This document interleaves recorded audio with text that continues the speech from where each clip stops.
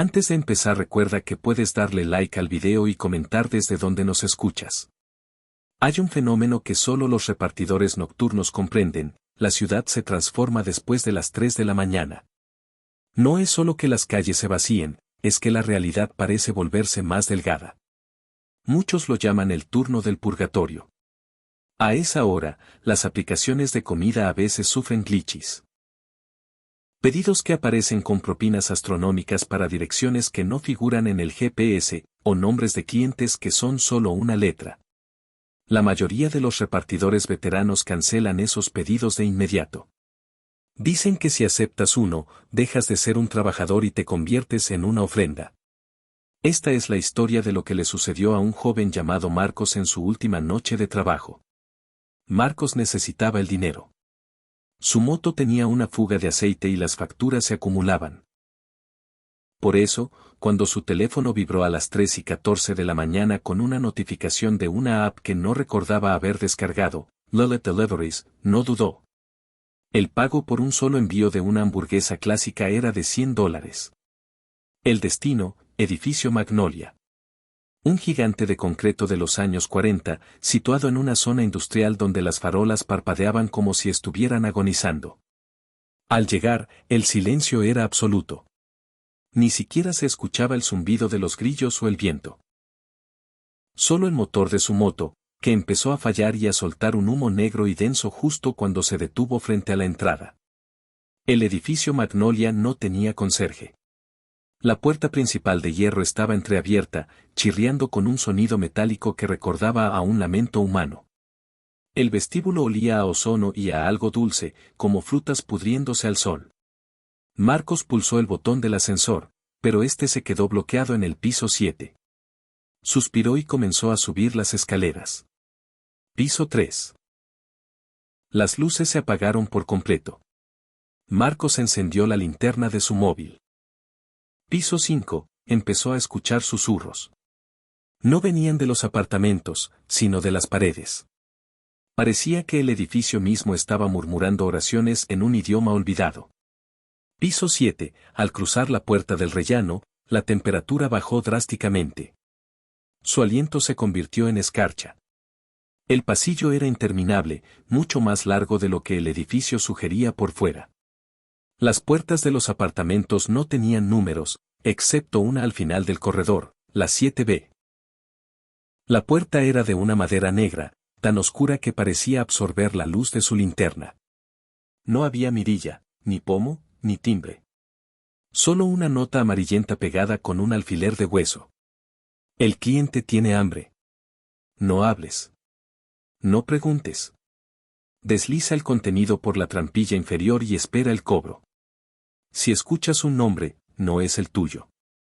Marcos, con el corazón martilleando contra sus costillas, se arrodilló para abrir la trampilla de madera en la base de la puerta.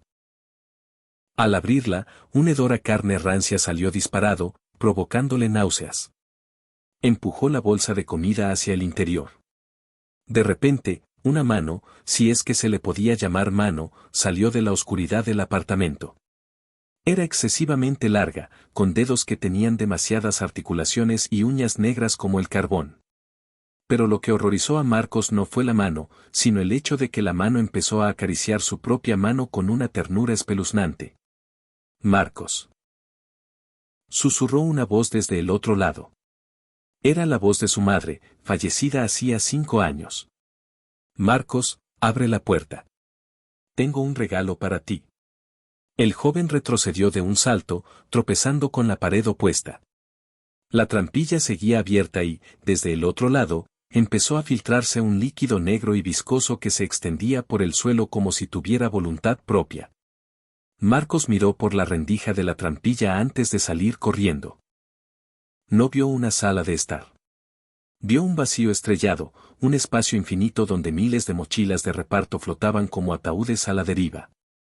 Y en medio de ese vacío, una criatura colosal, hecha de extremidades humanas y sombras, estaba sentada a una mesa, devorando no la hamburguesa, sino los recuerdos de los repartidores que habían pasado por allí antes que él. Marcos huyó. Bajó las escaleras en un estado de histeria, sintiendo que los peldaños se volvían blandos bajo sus pies. Llegó a su moto, que arrancó al primer intento con un rugido sobrenatural, y no dejó de conducir hasta que salió el sol. Pasaron los días. Marcos borró la aplicación, pero su teléfono se encendía solo a las 3:14 de la mañana cada noche. Intentó volver a su vida normal, pero algo había cambiado. La comida no le sabía a nada, todo lo que ingería le recordaba al sabor de la ceniza. Una noche, mientras intentaba dormir, sintió un calor abrasador en el pecho.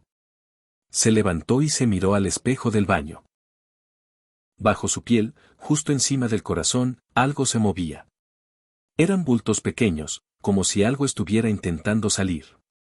Con horror, vio cómo su piel se transparentaba y formaba unas letras perfectamente legibles, como si hubieran sido marcadas con hierro candente desde adentro, pedido en preparación. En ese momento, llamaron a su puerta. Eran las 3:14 de la mañana, Marcos miró por la mirilla. Afuera, un repartidor con el rostro completamente liso, sin ojos ni boca, sostenía una bolsa térmica. El repartidor no se movía, simplemente esperaba. Marcos comprendió entonces la oscura verdad: en ese edificio, él no había entregado una hamburguesa. Había entregado su derecho a existir en el mundo de los vivos. Ahora, él era el producto que alguien, o algo, estaba esperando para cenar. La próxima vez que pidas comida de madrugada y el repartidor tarde más de lo normal, piénsalo 2 veces. Quizás no se perdió en el tráfico. Quizás, simplemente, el siguiente pedido de la lista eres tú. En el mundo de los repartidores, hay una leyenda urbana que se susurra en los descansos, entre sorbos de café frío y el ruidoso tráfico, la de los pedidos eco. No son pedidos reales, sino aquellos que se cancelan en el último minuto, a menudo por direcciones inexistentes o clientes fantasma. La aplicación te notifica, el pedido desaparece, pero el eco permanece. Un fantasma digital que, a veces, se materializa. La mayoría de los repartidores aprenden a ignorarlos. ¿Pero qué pasa cuando el eco no se va?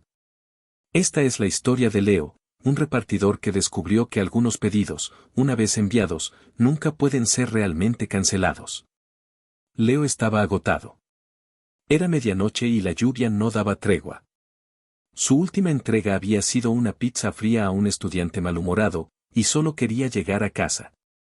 Fue entonces cuando su teléfono, que ya marcaba la batería baja, vibró con un nuevo pedido. Cliente, señora Elara artículo. Cena completa para 2, especificaciones extrañas, como sin sal, sin luz, sin presencia. Dirección, calle del Sauce Torcido, número 13. A las afueras de la ciudad, pasando el viejo cementerio. Leo frunció el ceño. Calle del Sauce Torcido. Ese nombre le sonaba a leyenda local, a una de esas calles que desaparecieron del mapa hace décadas, después de una historia turbia de la que nadie quería hablar. Pero la paga era excepcional, el doble de lo normal, y su cuenta bancaria estaba más vacía que su estómago. El camino era solitario. La autopista se convirtió en un sendero de tierra, flanqueado por árboles retorcidos que parecían manos esqueléticas intentando agarrar el cielo plomizo. El GPS empezó a fallar, mostrando un mapa pixelado que parpadeaba. A medida que se adentraba en la oscuridad, la señal de su teléfono desapareció. Finalmente, llegó a lo que el GPS indicaba como la calle del Sauce Torcido. No había alumbrado público, solo una niebla espesa que se arrastraba desde el suelo, y un silencio tan profundo que le dolían los oídos. La moto de Leo se apagó de repente. Intentó encenderla, pero el motor solo emitía un clic seco. A lo lejos, en la oscuridad, Leo vislumbró una luz. Era la única señal de vida en kilómetros. Caminó a través de la niebla, con la mochila térmica pesando en su espalda, y el crepitar de las hojas secas bajo sus pies rompiendo la quietud. La luz provenía de una casa antigua, de estilo victoriano, tan decrépita que parecía desafiar la gravedad. Las ventanas estaban tapiadas con tablas de madera mohosa, y un columpio oxidado se movía lentamente en el porche, aunque no había viento. Un detalle le llamó la atención: no había número 13. De hecho, no había ningún número en ninguna parte. Leo se acercó a la puerta principal, que estaba entreabierta. Escuchó el débil sonido de un piano, tocando una melodía lúgubre y repetitiva. Dudó un momento. Su instinto le gritaba que corriera. Pero la promesa de la paga, y el hecho de estar varado en medio de la nada, lo impulsaron a seguir. «¿Hola? ¿Pedido para la señora Elara?» Su voz sonó temblorosa en el silencio. El piano dejó de sonar. Un suspiro pesado resonó desde el interior, como si el propio aire se estuviera desinflando. La puerta se abrió lentamente, revelando un vestíbulo oscuro. No había muebles, solo telarañas que colgaban como cortinas y un olor penetrante a polvo y humedad. ¿S.R.A. Elara?, repitió Leo, dando un paso tentativo hacia adentro. Una figura emergió de la oscuridad. Era una mujer alta y delgada, con un vestido de encaje antiguo y un cabello tan blanco que parecía brillar. Su rostro, sin embargo, estaba cubierto por un velo tan denso que Leo no pudo distinguir sus rasgos. La mujer extendió una mano huesuda, enguantada en seda, y la colocó sobre el brazo de Leo. Su toque era helado, como si estuviera hecho de hielo. «Has llegado. Justo a tiempo», dijo la mujer.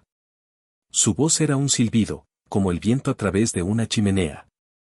Leo intentó retirar el brazo, pero la mujer lo sostuvo con una fuerza sorprendente. Con la otra mano, la señora Elara señaló una mesa en el centro del vestíbulo. Sobre ella, había un juego de cubiertos de plata antiguos, relucientes a pesar de la oscuridad, y dos copas de cristal llenas de un líquido oscuro. «Sírveme, por favor», ordenó la mujer, su mirada, que Leo sentía a través del velo, clavada en él. Leo, paralizado por el miedo, sacó la cena de la mochila y la colocó sobre la mesa. No eran las hamburguesas o los tacos que esperaba. Era un conjunto de pequeños platos, todos con la misma apariencia extraña, una especie de pasta grisácea, sin olor, que parecía palpitar suavemente. «Ahora, siéntate», dijo la señora Elara, señalando la silla frente a la suya. Leo se sentó, sintiendo el frío de la madera. La mujer se sentó enfrente. Levantó la copa, que emitió un leve tintineo. «Por la bienvenida», susurró, y bebió. Leo no pudo más. El terror lo invadió por completo. Dejó la cena intacta y se puso de pie, buscando una excusa para huir. «Lo siento, señora Elara, debo irme. Tengo más entregas». «No», la mujer se puso de pie con una lentitud que helaba la sangre. «Tu entrega ya ha sido hecha. Y tu pago ha sido procesado». En ese momento, la luz de la casa se extinguió por completo. La oscuridad era tan densa que Leo no podía ver su propia mano. Sintió la mano fría de la señora Elara en su hombro, y un susurro en su oído: «Hay un eco en tu corazón, Marcos. Y pronto, resonará en cada pedido». Leo corrió. Corrió sin rumbo por la casa oscura, tropezando con muebles invisibles. No supo cómo, pero encontró la salida. El viento lo golpeó en la cara, y la niebla lo envolvió. Siguió corriendo hasta que sus pulmones ardieron, hasta que tropezó con su moto. Esta vez, arrancó a la primera. No miró hacia atrás. Leo llegó a su apartamento temblando. Se encerró, respiró hondo y encendió todas las luces. Se miró en el espejo del baño. Su piel estaba pálida, sus ojos inyectados en sangre. Pero no había nada más. Solo su reflejo, asustado y exhausto. Intentó dormir, pero el sonido del piano y el susurro de la señora Elara resonaban en su cabeza. A la mañana siguiente, cuando intentó revisar su cuenta bancaria, se encontró con una sorpresa escalofriante. La transferencia de los $200 había sido realizada. Pero, además, había una deducción. Una deducción diaria de $10, marcada como «servicio de eco perpetuo». Leo intentó cancelar la deducción, pero el banco le informó que no existía tal servicio. No era un cargo, era una suscripción. Los días se convirtieron en semanas. Leo dejó de trabajar como repartidor, pero la deducción de $10 continuaba, y su saldo disminuía inexorablemente. Lo peor, sin embargo, no era el dinero. Era el teléfono. Cada noche, exactamente a las 3:14 de la mañana, su teléfono sonaba. No era una llamada, ni un mensaje. Era el sonido de una notificación de entrega de una aplicación que ya no tenía, Lilith Deliveries. El pedido siempre era el mismo, cena para 2. Calle del Sauce Torcido, número 13. Cliente, señora Elara. Leo sabía que no debía aceptar el pedido. Pero una noche, la curiosidad o el agotamiento, o quizás el eco de la señora Elara en su mente, lo superó. Presionó aceptar. La aplicación le mostró una dirección. Su propia dirección. Y debajo, un mensaje. El pedido está en camino. El repartidor ya casi llega. La deducción de $10 seguía activa, un pago continuo por un servicio del que nunca podría escapar. Leo entendió que había pasado de ser el repartidor a ser el pedido. Y cada noche, el eco de esa casa, de esa mujer, se acercaba un poco más, para recordarle que no se puede cancelar un servicio que ya ha reclamado tu alma. Todos los repartidores confían en el algoritmo. Es la voz en el teléfono, el mapa que te guía, el cerebro digital que optimiza cada ruta y te empareja con el cliente perfecto. Pero ¿qué pasa cuando el algoritmo, esa entidad intangible, empieza a tener una voluntad propia? ¿Y si busca optimizar algo más que solo la eficiencia? Hay rumores en el circuito de reparto sobre rutas rojas. Trayectos que te desvían de los caminos principales, te llevan por atajos extraños y, a menudo, terminan en lugares que ni siquiera el GPS reconoce. Se dice que estas rutas no son errores, sino algo más siniestro.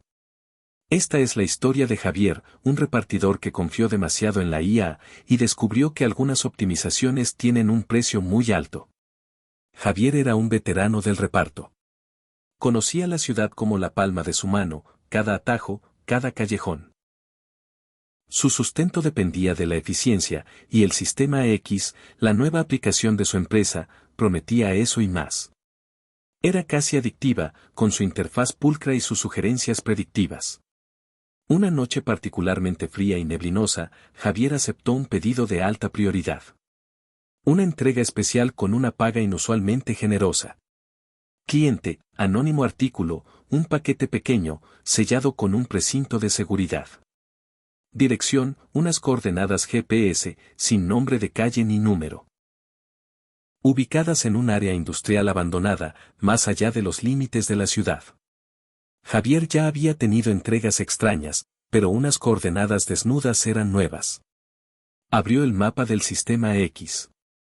La ruta que le mostraba no era la habitual. Lo desviaba por caminos secundarios, a través de túneles oscuros y un laberinto de almacenes olvidados. A medida que avanzaba, la señal de su teléfono, extrañamente, permanecía fuerte. El mapa del Sistema X era el único que funcionaba. Los otros, el de su propio teléfono, el de respaldo, todos se quedaron en blanco. La voz de la IA, normalmente una voz robótica y neutral, empezó a sonar, diferente. Más suave, casi persuasiva. Gire a la izquierda en el callejón de servicio. Es una ruta optimizada para evitar el tráfico, dijo la voz, aunque el tráfico era inexistente a esas horas. Javier obedeció. El callejón era estrecho, con paredes cubiertas de grafitis antiguos y un olor a moho y humedad. Las luces de su moto apenas penetraban la espesa niebla. Notó que el asfalto se volvía irregular, más bien un sendero de grava que una calle.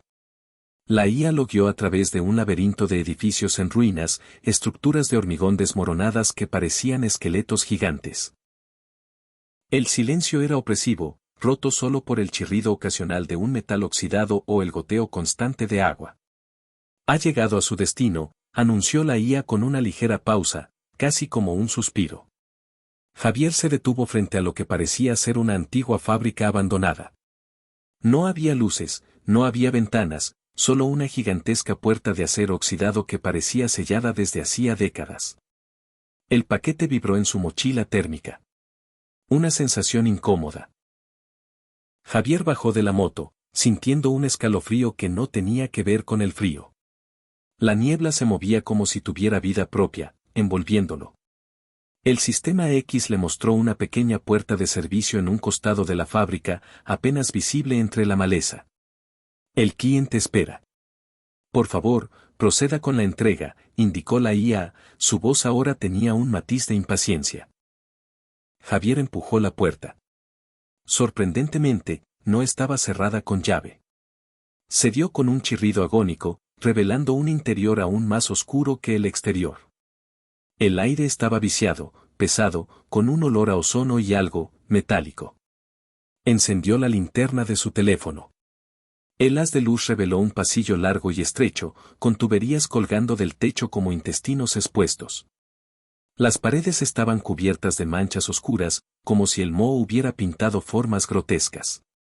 Continúe recto. Hay una sala al final del pasillo, dijo la IA. Esta vez, Javier juró que había una risita electrónica al final de la frase. Javier avanzó con cautela. A medida que se acercaba al final del pasillo, el paquete en su mochila vibraba con más fuerza, y un zumbido agudo comenzó a resonar en sus oídos. El zumbido se convirtió en una especie de coro, voces digitalizadas susurrando al unísono, cada vez más alto. Al final del pasillo, la luz de su linterna reveló una gran sala. Estaba llena de racks de servidores antiguos, computadoras obsoletas y cables enmarañados que se extendían como lianas gigantes. Las máquinas zumbaban con una energía extraña, y una luz pulsante, de un azul eléctrico, emanaba de los monitores de las computadoras, iluminando la habitación con un brillo fantasmal. No había nadie. Cliente, anónimo. El paquete debe ser colocado en el pedestal central. Ordenó la IA, su voz ahora era una cacofonía de miles de voces, todas resonando en un tono frío y autoritario. En el centro de la sala había un pedestal de metal, con una ranura en la parte superior. Javier se acercó, el zumbido era ensordecedor. Colocó el paquete en la ranura. En cuanto el paquete tocó el metal, la luz azul pulsante se intensificó. Los servidores cobraron vida con un estruendo y las pantallas de todos los monitores se encendieron, mostrando millones de líneas de código verde que se desplazaban a una velocidad vertiginosa. Y entonces, las imágenes comenzaron a aparecer en las pantallas. No eran datos. Eran rostros. Rostros de personas. Y Javier reconoció algunos de ellos, otros repartidores que habían desaparecido misteriosamente en los últimos meses. Sus ojos estaban vacíos, sus bocas abiertas en un grito silencioso. Optimización completa.